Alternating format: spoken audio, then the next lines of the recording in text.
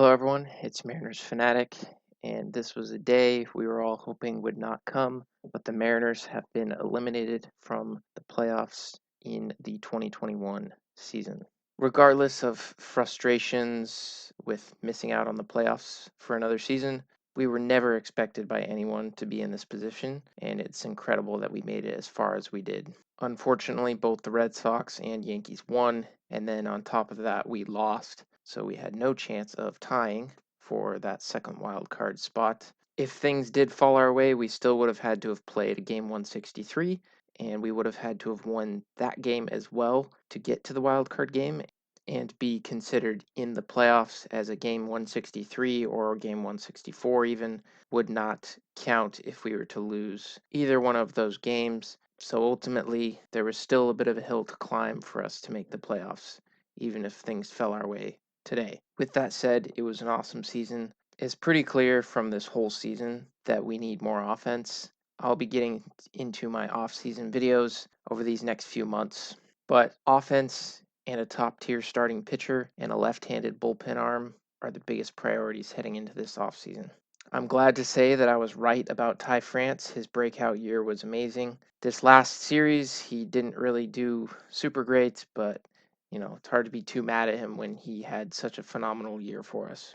Mitch Haniger had his ups and downs, but ultimately he was a big reason for why we got to where we did. He's the only reason for why we were even playing a meaningful game on 162 with his amazing game on Saturday night. I also just want to touch real quick on Kyle Seager. This is likely the end of his time in Seattle, and people will disagree on his career, but ultimately he was a very solid player for us for the better part of 10 years, and you couldn't ask for a better guy in that clubhouse. Jared Kelenic had a rough start early in the year, but his September was really good, and he's looking better and better every day. So I'll be excited to see if he can continue on that September success and bring it into 2022. There will be a lot of things to look out for next year that I won't get too deep into, but I'm really excited to see when Julio Rodriguez is up on the big club and how he'll do there. Matt Brash was a late call-up but didn't pitch for us this year. I'm excited to see what he can do next year going forward, where he'll start out at. And then, of course, you have George Kirby and Emerson Hancock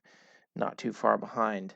So there's a lot to look forward to. Of course, it stings losing and being knocked out of the playoffs for the 20th year in a row, but unlike other years of being knocked out, this year has a much more positive spin on it.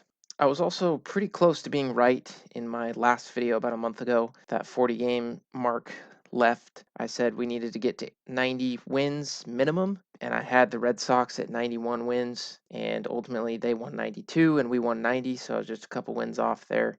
But I had that prediction pretty close. So ultimately we had a great September, but it was just a little bit too much of a hill to climb with the Red Sox and Yankees kind of further out in front. Also, I apologize for the lack of content on this channel. With my new phase of training in my actual full-time job, it has made making videos during the week pretty difficult, as I don't have much time to work on that. Usually I would record, edit the video, then make my graphics or whatever, and put it all together within a few days, and I'd kind of make weekly videos. That was kind of my thing for a while, but things have shifted, and it's just not quite as easy for me to do that. But I do want to get the off-season content going, as it's a very interesting time to analyze stuff.